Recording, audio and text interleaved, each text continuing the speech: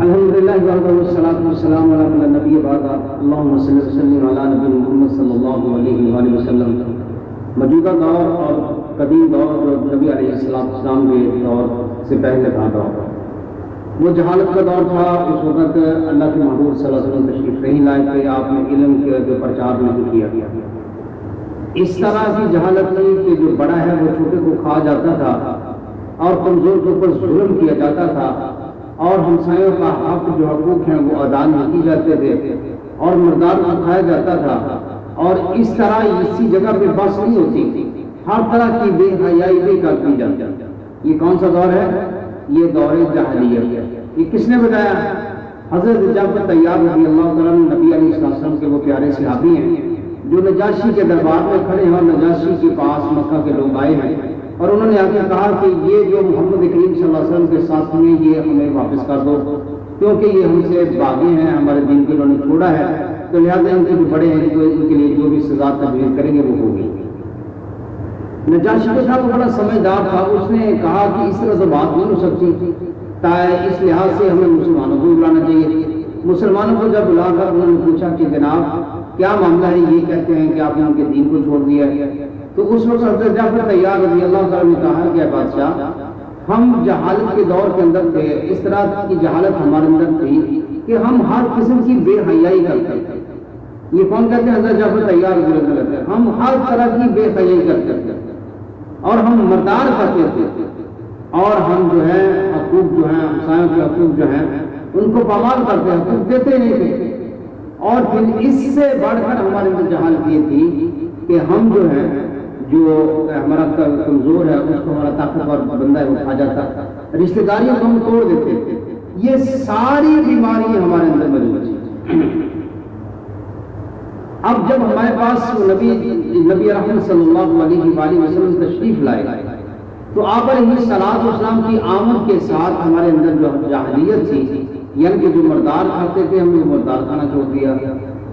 اب جو ہم اپنے ہاتھوں سے بت تراش کر اس کی پوجا کرتے تھے وہ پوجا کرنی ہم نے چھوڑ دی، اور اس کے علاوہ جو ہم ہمسایوں کے حقوق نہیں دیتے تھے وہ حقوق ہم نے دینا شروع کر دیا، اور جتنی بے حیائی تھی اس سے ہم بعد آ گئے، اور جو کمزور تھا اس کے طاقت کا اندازہ مختلف ہے۔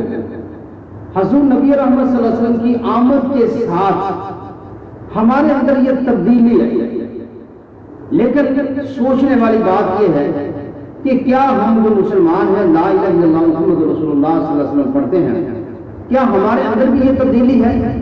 کیا ہم مردار نہیں کھاتے؟ ہمارے پاس رشوت کا مال نہیں ہوتا؟ کیا ہم ہمسایوں کا حقوق پہ مال نہیں کر رہے؟ کیا ہم بے حیائی میں سب سے آگے نہیں؟ اگلی جو نشست ہے اس کے اوپر نہیں بیٹھے ہیں؟ میرے بھائی یقیناً ہمارا معاملہ ایسے ہی ہے۔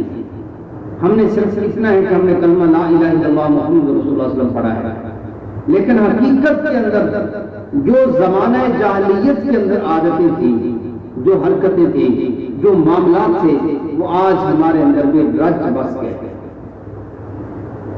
بے حیائی ہمیں سب سے عزیز ہو گئی، جس کے ساتھ قوموں کو عروج نہیں زوال ملتا ہے، وہ سب سے ہمارے پاس سب سے عزیز ہے ہماری بے حیائی۔ ہم کہتے ہیں جناب بے حیائی والا معاملہ تو کوئی بات نہیں، بڑا چھوٹا سب جو ہے ہم جو بے حیائی کرنے کے لیے تیار نہ رہتا، حالانکہ بے حیائی کے متعلق اللہ کے رسول صلی اللہ علیہ وسلم نے حیا کے متعلق ایک فرمان فرمایا تھا، فرمایا جس کے اندر حیا نہیں وہ چاہے جو چاہے مرضی کرے، کیونکہ جس کے اندر حیا نہیں اس کا ایمان تو ہو نہیں سکتا۔ اب اس چیز کا آپ اندازہ لگائیں، اسلام حیا دلاتا ہے، ہم بے حیائی کرتے ہیں۔ اسلام کہتا ہے اپنے ہمسائے کا حقوق جو تمہیں ادا کرنا ہے، ہم ہمسائے کے ساتھ سیدھے منہ کے ساتھ بات نہیں کرتے۔ اسلام کہتا ہے کمزور جو ہے اس کو دبانا نہیں ہے، اس کا حق لے کے دینا ہے، اور ہمارے پاس جتنے طاقتور آدمی ہیں وہ سارے جو ہمارے کمزوروں کو کھائے پی جا رہے ہیں، تو پوچھنے والے ہی نہیں ہیں۔ اور اسی طرح رشتہ داریوں کے حقوق کو برباد کرنا آج کے دور کے اندر ہر بندہ ہی کہتا ہے یار رشتہ داریوں کو کیا کرنا ہے، وہ رشتہ داریوں کو چلے جا رہے ہیں۔ یہ تقریر حضرت جعفر طیار رضی اللہ تعالیٰ نے نجاشی کے دربار میں کی، اور میں پڑھتا پڑھتا سوچ میں پڑ گیا کہ یہ جتنے کام بتائے گئے، جتنی چیزیں بتائی گئی آج میرے معاشرے کے اندر موجود ہے، لیکن ہم سب سے آگے ہوتے ہیں کسی بھی کام کے اندر۔ ہم نیکی کو جو ہے مناتے ہیں، اپناتے نہیں۔ چاہیے تو یہ کہ ہم نیکی کو اپنائیں، لیکن ہم کیا کرتے ہیں؟ ہم نیکی کو اپناتے نہیں، مناتے ہیں بس۔ وہ کسی شاعر کی طرح اس نے کہا تھا کہ چہرہ تو دیکھا آئینے میں، پرداز نہ دیکھا سینے میں، دل ایسا لگایا جینے میں، مرنے کو مسلمان بول گئے۔ جس دور پہ نازا تھی دنیا، اب ہم وہ زمانہ بھول گئے۔ میرے بھائیوں، ہمیں اپنی اصلاح کرنی پڑے گی۔ اگر ہم اپنی اصلاح نہیں کرتے تو خدا کی قسم گمراہ ہو۔ جو ہمارا رستہ ہے وہ رستہ جو ہے وہ ویران وادیوں کی طرف جاتا ہے، اندھیرے کی طرف جاتا ہے۔ ہم نے وہ رستہ تعین کر لیا جس رستے کی طرف بربادی بربادی، اور جو آباد رستہ ہے، جو روشن رستہ ہے، جس کے اندر خوشبو ہے، تکلیف نہیں، وہ دین کا رستہ میں چھوڑ۔ اور جب دین کا رستہ چھوڑا تو آج گھرانوں کے گھرانے بکھر گئے۔ انسان کی سب سے بڑا مشن جو ہے وہ حبس ہے۔ وہ کہتا ہے کہ بس جو میرے کو کھائے، کوئی پرواہ نہیں۔ اس لیے اللہ کے بندو، اللہ کی طرف آنے میں ہماری عافیت ہے، اللہ کی طرف آنے کے اندر ہماری کامیابی ہے، ورنہ طرح طرح کے فتنے تمہیں گمراہ کر دیں گے۔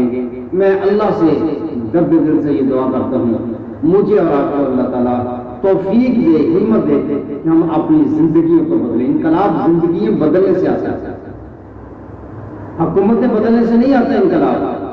جب لوگ اپنی زندگیوں کو بدلتے ہیں تو انقلاب آتا ہے، اور جب انقلاب آتا ہے تو میرے بھائیوں کے اللہ رب العزت ان لوگوں کے اوپر رحم کرتے ہیں جو لوگ اپنے آپ کو بدل کر اپنے نظاموں کو بدل لیتے ہیں۔ لیکن حالت ہماری یہ ہے کہ ہم نہیں بدلتے۔